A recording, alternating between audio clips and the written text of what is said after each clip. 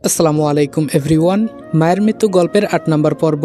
আর হ্যাঁ, একটা ২০ মিনিটের গল্প বানাতে কতটুকু কষ্ট হয় সেটা যে বানায় সেই বুঝতে পারে। সো অযথা বাজে কমেন্ট করা থেকে বিরত থাকবেন। আর যদি ভিডিও পছন্দ না হয় তাহলে ভিডিওটা স্কিপ করবেন। তো চলো বেশি কথা না বলে গল্প শুরু করা যাক। রাতে ছাদে যাব বলে রুম থেকে যে বের হব তখন আমার বইটার উপর নজর পড়ল। বইটার ভেতর থেকে আমার কেমন যেন মনে হচ্ছে লাল আলো বের হচ্ছে। একধানে আমি বইটার উপর তাকিয়ে আছি। আচ্ছা, আসলে এই বইটার ভেতরে কি কিছু আছে নাকি নাই, এটাই তো আমার মাথায় ঢুকছে না। হঠাৎ সুমন আমাকে ডাক দিল, রনি, ওই রনি, আর কত রুমে বসে থাকবি? এবার তো একটু রুম থেকে বের হয়ে তোর মুখটা আমাদের দেখা। বাহিরে সুমনের আওয়াজ শুনে আমি বাস্তবে ফিরলাম।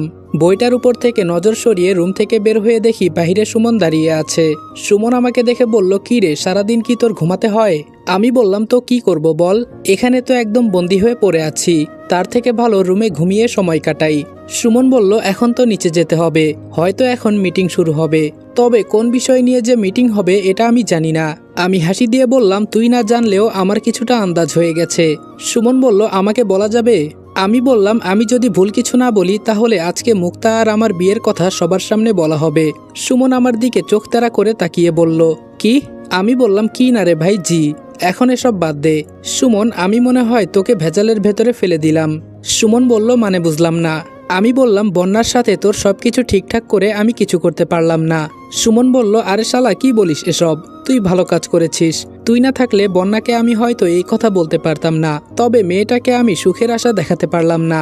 সুমনের কাঁধে হাত রেখে বললাম, আমি আছি তো, তুই চিন্তা করিস না। আমি তোদের নিজ হাতে বিয়ে দিতে না পারলেও তোদের একটা সুখের সংসার গিফট করব। আমি যেহেতু বলেছি সেহেতু আমার কথা রাখবো, তুই চিন্তা করিস না। এখন নিচে চল। সুমন আর কিছু বলল না। নিচে নামতে নামতে সুমন বলল, তুই কি মুক্তাকে বিয়ে করতে চাস? তবে আমার মাথায় এটা ঢুকছে না, যেখানে তুই একজন চাকর সেখানে মুক্তা তোকে। আজকে আমি তোমাদেরকে সবচেয়ে বিশ্বস্ত বুকমেকার ওনেক্স সম্পর্কে বলতে চাই, যেটি পিএসজি এবং সিরিয়ার অফিসিয়াল পার্টনার। এই অ্যাপে আপনি cricket, football, tennis live match দেখতে এবং তাদের স্কোর ভবিষ্যৎবাণী করে সহজেই অর্থ উপার্জন করতে পারবেন। সেই সাথে বিএমডব্লিউ গাড়ি, আইফোন, ল্যাপটপ এবং আরও অনেক নগদ পুরস্কার জেতারও সুযোগ রয়েছে। এই অ্যাপটিতে আপনি crush, crystal, under and over 21 ইত্যাদি গেম খেলে সহজেই আয় করতে পারবেন। সাইন আপ করার সময় আমার প্রচার কোড রিদওয়ান8 ব্যবহার করে আপনার প্রথম জমাতে 24,000 টাকা পর্যন্ত পান। আপনি বিকাশ, নগদ, ব্যাংক, ক্রিপ্টো, পেপাল এবং অন্যান্য সহজ পদ্ধতির মাধ্যমে সহজেই আপনার জেতা টাকা তুলতে পারবেন। এখানে আপনি 24 ঘন্টা 7 দিন গ্রাহক সহায়তা পাবেন। তাই এখনই গুগলে ওনেক্স সার্চ করে অফিসিয়াল ওয়েবসাইটটিতে গিয়ে রেজিস্ট্রেশন করুন। আর রেজিস্ট্রেশনের সময় অবশ্যই আমার প্রচার কোড রিদওয়ান8 ব্যবহার করে প্রথমবার ডিপোজিটে 24,000 টাকা পর্যন্ত পান। আমি বললাম, আমাকে চাকর হিসেবে এখানে আনে নাই। আগেই আমার মুক্তার বাবার সাথে কথা হয়েছিল, তবে সেটা জেলখানায়। আমাকে মিথ্যা বলে এখানে এনে বলে মুক্তাকে আমার বিয়ে করতে হবে, দেখি সামনে কি হয়। সুমন বলল, আমার তো খুব ভয় হচ্ছে, মুক্তা কোনো কারণ ছাড়া এগুলো করছে না। আমি বললাম, কারণ তো আছেই, আমাকে বিয়ের দিন সবার সামনে মারা হবে, এটাই কারণ। আমার কথা শুনে সুমন জায়গায় দাঁড়িয়ে পড়ল। আমি যে এত কিছু জানার পরেও শান্ত আছি, সুমন হয়তো তাই ভাবছে। আমি নিচে নামতে নামতে পেছনে তাকিয়ে বললাম, দাঁড়িয়ে থেকে আর কি করবি, তাড়াতাড়ি চলে আয়। আমি নিচে গেলাম। আর আমার জন্য তোর এত চিন্তা করতে হবে না। নিচে নেমে দেখি এই বাসায় যতজন মানুষ ছিল সবাই খুব সুন্দর করে লম্বা এক টেবিলে বসে আছে। টেবিলের এক মাথায় একজন মেয়ে পুরোপুরি পর্দা করে বসে আছে, অন্য মাথায় মুক্তার বাবা। তবে যে মেয়েটা পর্দা করে বসে আছে সেটা হয়তো আর কেউ না, আমাদের রিয়া ম্যাম।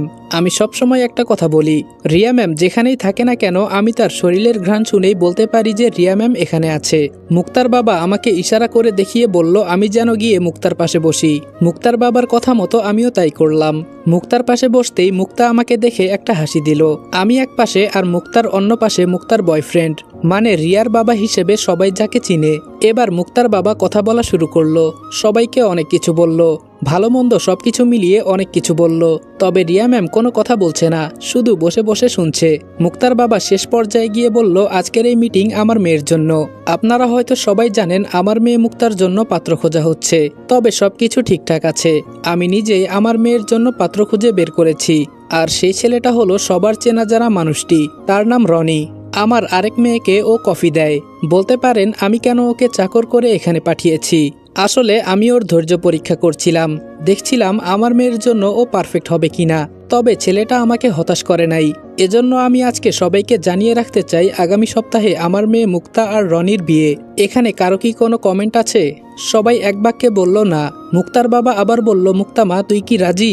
মুক্তা দাঁড়িয়ে বলল, জি বাবা, আমি রাজি। তুমি আমার বাবা, তুমি যা বলবে আমি তাই করব। তোমার জন্য তো আমি আমার জীবন দিয়ে দিতেও রাজি। এবার আমাকে উদ্দেশ্য করে আঙ্কেল বলল, রনি বাবা তুমি কি বলো, তোমাকে আমি জোরাজোরি করব না, যা বলবে তোমার মন থেকে বলো। এই কথা বলতেই মুক্তা হাত দিয়ে কি যেন করতে চাইছে, হয়তো আমার উপর জাদুশক্তি দিয়ে সবকিছু বলাতে চায়। মুক্তা কিছু করার আগে আমি দাঁড়িয়ে বললাম, জি আমি রাজি, আমি মুক্তাকে বিয়ে করতে রাজি আছি। আমার কথা শুনে সবাই একদম নিস্তব্ধ হয়ে গেল। মুক্তা আমার দিকে অবাক চোখে তাকিয়ে আছে। আমি যে এমন কথা বলবো ও হয়তো ভাবতেও পারে নাই। সুমন এক কোনায় বন্যার সাথে চুপটি করে দাঁড়িয়ে আছে, ও কোনো কিছুই বলছে না, শুধু হয়তো ভাবছে আমি এত কিছু কিভাবে সহ্য করছি। তবে একটা বিষয় দেখে আমি পুরোই বোকা হয়ে গেছি, রিয়া ম্যামের মুখে কোনো কথা নাই, আগের জায়গায় চুপচাপ আছে। আঙ্কেল এবার বললেন, রিয়া মা তুমি কি বলো? রিয়া শুধু বলল, চাচা আপনি যা বলবেন তাই ঠিক আছে, এখানে আমার আর দ্বিতীয় কোনো কথা নাই। আঙ্কেল এবার বলল, এই মিটিং আজকে এখানেই শেষ করা হলো, সবাই সবার কাছে এখন যেতে পারো। মুক্তা যাওয়ার আগে আমার গালে ছোট করে একটা চুমু দিয়ে বলল, আমি জানি তুমি বিয়েতে রাজি হয়ে যাবে, তবে আমি কিছু করার আগেই যে রাজি হয়ে যাবে এটা আমার ধারণার বাহিরে ছিল। আমি খুব খুশি হয়েছি, ধন্যবাদ তোমাকে। সবাই সবার মতো চলে গেল, আমি শুধু এক জায়গায় চুপচাপ দাঁড়িয়ে আছি। হঠাৎ পেছন থেকে কে জানি বলল, এত কিছু হয়ে যাচ্ছে তাও কিছু বলিস না কেন? আমি পেছনে তাকিয়ে দেখি সুমন অসহায় চোখে আমার দিকে তাকিয়ে আছে। আমি শুধু বললাম, বলেছি না আমার চিন্তা তোর করতে হবে না, আমার না আছে পরিবার না আছে কেউ, এই পৃথিবীতে কার আশায় বাঁচবো আমি? আমার তো কোনো মানুষ নেই, তোর তো সবকিছুই আছে। জানিস মাঝে মাঝে তোর মতো মন চায় আমিও কাউকে ভালোবাসি। তোর ভালোবাসা দেখে সেই দিন আমার খুব আফসোস হয়েছিল, আমাকেও যদি কেউ এভাবে ভালোবাসতো। কিন্তু আফসোস, এখন আর অন্য কিছু চিন্তা করি না, মৃত্যু হলেও সেটা হয়তো হাসি মুখে বরণ করে নিব। এই কথাগুলো বলতে গিয়ে চোখের কোণে পানি চলে আসলো। সুমন এবার আমার কাঁধে হাত দিয়ে বলল, সত্যি তোর মতো মানুষ হয় না। আমি বলছি দেখিস, একদিন তোর জীবনেও এমন কেউ আসবে, আমি এটা মন থেকে দোয়া করি। এখন গিয়ে ম্যাডামকে এক মগ কফি দিয়ে আয়। এখন নাকি ম্যাম কফি খাবে, আমাকে বন্যা বলল। মনে মনে বললাম, এই সময়ে ম্যাম কফি খাবে, নাকি ওই দিনের মতো আমাকে কিছু বলতে চাইছে আবার? আগে দেখি কি বলতে চাইছে। কিছুক্ষণ পর বন্যা এসে আমার হাতে কফির মগটা দিয়ে গেল। আমি রিয়া ম্যামের রুমের সামনে গিয়ে দরজায় টোকা দিয়ে বললাম, ম্যাম আপনার কফি। রিয়া ম্যাম দরজা খুলে খুব চালাকির সাথে আমার হাতে একটা কাগজ দিয়ে কফিটা নিয়ে গেল। আমি চুপচাপ কাগজটা নিয়ে পকেটে ভরে সরাসরি উপরে চলে গেলাম। উপরে রুমের ভেতরে ঢুকে কাগজটা খুলে দেখি রিয়া ম্যাম প্রথমে রাগ প্রকাশ করে বলেছেন, তোমাকে আমি আর 2 দিন সময় দিলাম, এই 2 দিনের ভেতরে যা পারো করবে। আর মুক্তাকে বিয়ে করতে চাও না তুমি, কিন্তু ওদের জোরাজোরির কারণে রাজি হলে।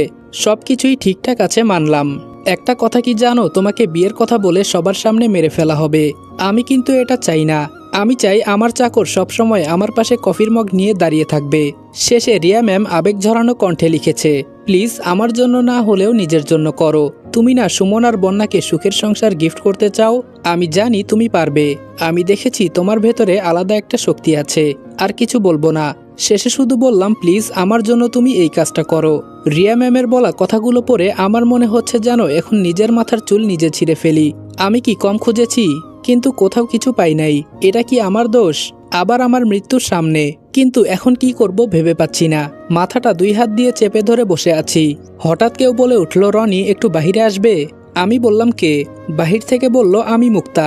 রুম থেকে বের হয়ে মনে মনে বললাম, এক চিন্তায় বাঁচি না, আবার আরেক জ্বালায় এসে হাজির। ছাদের এক কোনায় রিয়া যাকে বাবা বলে ডাকে তিনি আর মুক্তা দুইজন দুইজনকে জড়িয়ে লিপকিস করছে। কিছুক্ষণ পরে ছেড়ে দিয়ে মুক্তা আমার দিকে তাকিয়ে নিজের ঠোঁট মুছতে মুছতে বলল, এই ছেলেটাকে তুই চিনিস? আমি হাসি দিয়ে বললাম, চিনব না কেন, এ হলো আপনার রুমমেট বয়ফ্রেন্ড, যেখানে সেখানে পরকিয়া করেন 2 জন মিলে। আবার বলেন আমি চিনব কিনা। মুক্তা এবার হাসি দিয়ে বলল, তুই ছেলেটা খুব চালাক, তোর কষ্ট হয় না তোর সামনে তোর হবু বউ আরেকটা ছেলের সাথে এসব করছে? আমি বললাম, এতে কষ্টের কি আছে? আমি বলেছি না আমি সেই দিনই মারা গেছি, যেদিন ওরা আমার আম্মুকে আমার সামনে মেরে ফেলেছে। মুক্তা আর কিছু না বলে নিজের শরীর থেকে জামা খুলতে খুলতে বলল, আজকে এখানে তোর সামনে সবকিছু করব, তুই চাইলেও কিছু করতে পারবি না। আমি যে রুমে যাব মুক্তা পেছন থেকে বলল, রুমের দরজা বন্ধ, ওইটা আমি লাগিয়ে দিয়েছি, তুই চাইলেও ভেতরে যেতে পারবি না, এখন তুই বসে বসে মুড়ি খা। মুক্তার দিকে তাকিয়ে দেখি একদম নগ্ন অবস্থায় দাঁড়িয়ে আছে।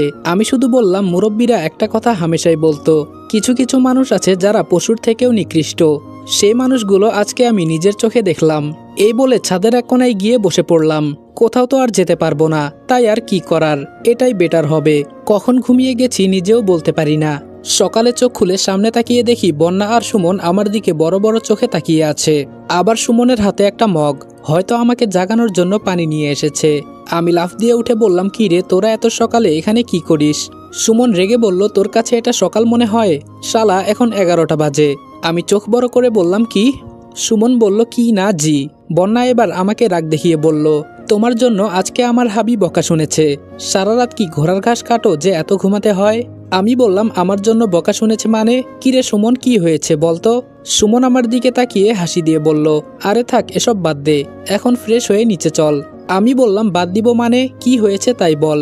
সুমন বলল, তোর জন্য অপেক্ষা করতে করতে অনেক বেলা হয়ে গিয়েছিল, এজন্য তোর হয়ে আমি ম্যামকে কফি দিতে গিয়েছিলাম। আমার হাত থেকে কফি নিল ঠিকই, কিন্তু আমাকে বলে গেল আর যেন দ্বিতীয়বার আমি তোর হয়ে কফি দিতে না যাই। আজকে যদি ম্যাম স্যারকে বলে দিত কি হতো বলতো? সারা রাত তুই কি করিস এটা বল। আমি বললাম, সরি রে সুমন, আমার জন্য তোকে বকা খেতে হয়েছে। আর সারা রাত কি আর করব, দেখলি না রুমে গিয়ে ঘুমাতে পারলাম না। আমাকে এখানে আটকিয়ে মুক্তা আর ওর বয়ফ্রেন্ড সারা রাত পরকীয়ায় লিপ্ত ছিল, তাই কোনো উপায় না পেয়ে চোখ বুজে এখানেই ঘুমিয়ে গেলাম। বন্যা এবার মোটা কণ্ঠে বলল, মুক্তার বয়ফ্রেন্ড আবার কে? আমি সিসি ক্যামেরায় ইশারা করে তাকিয়ে বললাম, তোমার হবু স্বামীর কাছ থেকে জেনে নিও, সুমন সব জানে। সুমন আমাকে ধরে বলল, হয়েছে, আর এত কথা বলতে হবে না, এখন ফ্রেশ হয়ে নিচে চল। আমি বললাম, আচ্ছা তোরা যা, আমি কিছুক্ষণের ভেতরে আসছি। বন্যা আর সুমন চলে যাওয়ার পর আমি দরজার কাছে গিয়ে ধাক্কা দিতেই দরজা খুলে গেল। রুমের ভেতরে গিয়ে মনে মনে বললাম, আমার কাছে আজকের দিন আর কালকের দিনটা সময় আছে, এর ভেতরে আমাকে যে করেই হোক রিয়া ম্যামকে নিয়ে এখান থেকে পালাতে হবে। কিভাবে যে কি করি তাই বুঝতে পারছি না, সময় তো চলে যাচ্ছে, মাগার কিছুই করতে পারছি না। ফ্রেশ হয়ে নিচে নামতেই দেখি মুক্তা এক কোনায় দাঁড়িয়ে ওর বয়ফ্রেন্ডের সাথে কথা বলছে। আমাকে দেখে কাছে এসে আমার হাত জড়িয়ে ধরে কানে কানে বলল, রাতে কেমন দেখলি? আমিও বোকার মতো বললাম, আসলে রাতে কি হয়েছিল আমার তো কিছুই মনে নেই। কি করব বল, এত ঘুমে ধরেছিল, কখন যে ঘুমিয়ে গেছি বলতেই পারি না। মুক্তা বলল, হয়েছে হয়েছে, তোর আর নাটক করতে হবে না, এখন চল, আমার বাবা তোকে ডাকছে। আমি বললাম, কেন, এত তাড়াতাড়ি কি আমাকে মারতে চাও নাকি? মুক্তা মুচকি হাসি দিয়ে বলল, তোরে বাহিরে দেখে অনেকটাই বোকা মনে হয়, কিন্তু তোর ভেতরে যে এত কিছু আছে সেটা আমি তোর সাথে কথা না বললে হয়তো বুঝতে পারতাম না। আমি বললাম, থাক, আর এত বুঝতে হবে না, এখন চলেন দেখি আপনার বাবা কি বলে। আচ্ছা, আপনার এই বাবার সাথে কতবার এক রুমে ছিলেন? মুক্তা আমার কথা শুনে আমার দিকে চোখ লাল করে বলল, সীমা ছাড়িয়ে যাবি না রনি। আমি এবার হাসি দিয়ে বললাম, আমার কাছে কিছুই লুকাতে হবে না, আমি সব জানি, এখানে তোমার কথা মতো সব চলে। রিয়ার বাবা আর তোমার বাবা বলে সবাই যাকে চিনে তারা হলো তোমার দেহ। ওই যে সবাই কি যেন বলে না, মনে নাই, তবে তুমি যে এতটা খারাপ আমি তা জানতাম না। মুক্তা কিছু না বলে চুপচাপ আমার হাত ধরে আমাকে একটা রুমের ভেতরে নিয়ে গেল। এখানে মুক্তা আর আমি ছাড়া ওর দুই বয়ফ্রেন্ড দাঁড়িয়ে আছে। মুক্তা দরজা বন্ধ করে আমাকে উদ্দেশ্য করে বলল, ওদের আসল রূপ কি তুই দেখতে চাস? আমি বললাম, না, আমার কিছুই দেখার দরকার নেই, এখন আমাকে কি বলতে চাইছিলে তা বলতে পারো।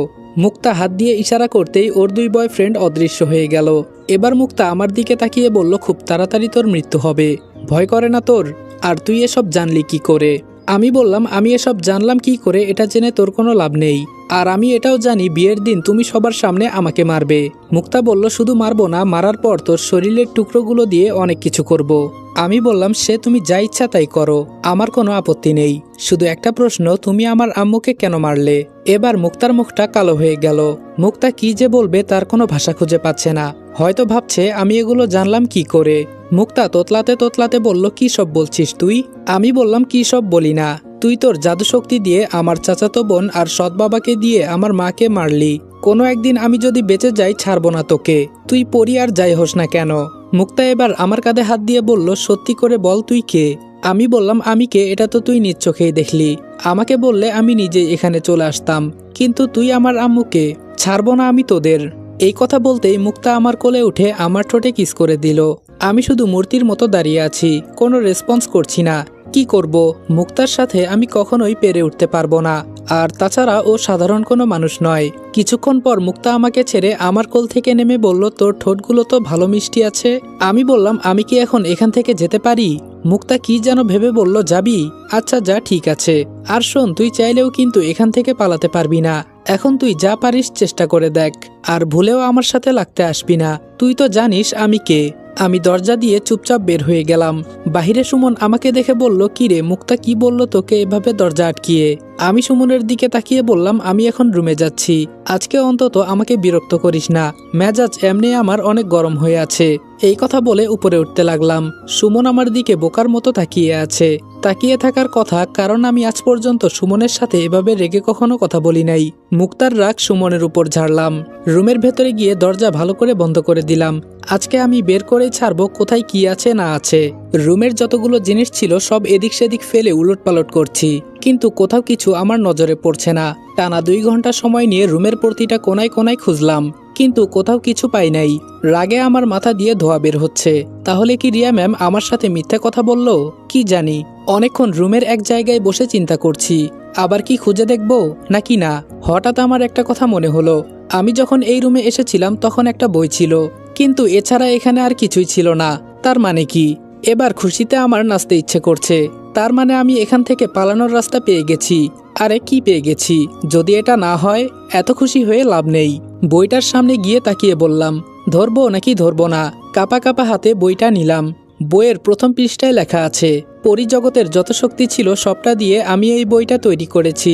একবার যে এই বই হাতে নিবে সে হয়ে যাবে এই সমস্ত শক্তির অধিকারী। মনে মনে বললাম, কি সব উল্টাপাল্টা শক্তি মুক্তির কথা বলছে, আগা মাথা কিছুই ঢুকছে না। বইয়ের 2য় পাতায় লেখা এই বইটা সবসময় তার ভেতরে থাকবে। সে যেমন মনে মনে চাইবে তাই কিছুক্ষণের ভেতরে হয়ে যাবে। বইটা আমি অনেক কষ্ট করে একটু একটু করে শক্তি দিয়ে তৈরি করেছি, কিন্তু কে জানতো এটা আমার জন্য অভিশপ্ত হয়ে যাবে। এসব কি যে মন গড়া কাহিনী। যে এই বইটা লিখেছে সেই এসব জানে। আমার তো এখান থেকে পালানোর রাস্তা দরকার। বইয়ের পরের পাতায় কি জানি মন্ত্রতন্ত্র লেখা, তবে এগুলো পড়তে পারছি না। এক এক করে বইয়ের প্রতিটা পৃষ্ঠায় খোঁজার চেষ্টা করছি কোথায় কি আছে। হঠাৎ আমার নজর পড়ল বইয়ের মাঝের 2 পাতায়। এক পৃষ্ঠায় লেখা আছে বাঁচতে নয় মরতে চাই, অন্য পৃষ্ঠায় লেখা আছে মরতে না বরং বাঁচতে চাই। হঠাৎ আমার মোবাইলের মেসেজের কথা আর সুমনের কথা মনে পড়ে গেল। ওরা বলেছিল মৃত্যু থেকে নয় বরং বাঁচা থেকে মরো, তাহলে নাকি আমি বাঁচতে পারবো। তার মানে এটাই এখান থেকে পালানোর রাস্তা, বাঁচতে না বরং মরতে চাই। প্রথম লাইনে লেখা আছে প্রথমে পূর্ব প্রান্তে যাবে, কতটুকু যেতে হবে তা লিখে নাই। পরে লিখলো তবে আধা ঘন্টার ভেতরে গেটের সামনে যেতে হবে, নইলে সবাই মায়াজালে আটকে পড়বে। যদি সময় মতো যেতে পারো সেখানে, তাহলে তুমি তোমার নিজের রাস্তা নিজেই খুঁজে বের করে নিতে পারবে। শেষ লাইনগুলো এমন ছিল, দেখে মনে হবে সমুদ্র, কিন্তু এটা তার মনের ভুল। হয়তো জীবন দাও, না হলে নতুন জীবন নিয়ে নাও। এই পর্যন্ত লিখেই এটা শেষ। মনে মনে বললাম এটাই এখান থেকে পালানোর রাস্তা। আর পরে কি করব? যেই বইটা বন্ধ করলাম বইটা থেকে লাল আলো বের হয়ে আমার ভেতরে ঢুকে বইটা অদৃশ্য হয়ে গেল। এটা দেখে ভয়ে আমার শরীরের প্রতিটা লোম দাঁড়িয়ে গেছে। তাড়াতাড়ি শরীরে যা কাপড় ছিল সব খুলে ওয়াশরুমে ঢুকে পড়লাম। শরীরে ইচ্ছামতো পানি দিতে লাগলাম। আমার ভেতরে তো আবার কিছু ঢোকে নাই। না না, এটা আমার মনের ভুল। কোনো রকম শরীর কাপড় দিয়ে ঢেকে রুম থেকে বের হয়ে গেলাম। ভাবলাম আজকে পালাবো না, যা করতে হবে কালকেই করব। কোনো রকম শরীর কাপড় দিয়ে ঢেকে রুম থেকে বের হয়ে গেলাম। ছাদ থেকে নিচে নেমে সুমনকে খুঁজতে লাগলাম, কিন্তু শালারে তো আজকে কোথাও দেখছি না। কোথায় গেল? কিচেন রুমে গিয়ে দেখি বন্যা একা একা রান্না করছে। পেছন থেকে আমি বন্যাকে বললাম, বন্যা সুমন কোথায়? বন্যা আমার দিকে তাকিয়ে বলল, কি জানি কোথায় ঘুরে বেড়াচ্ছে।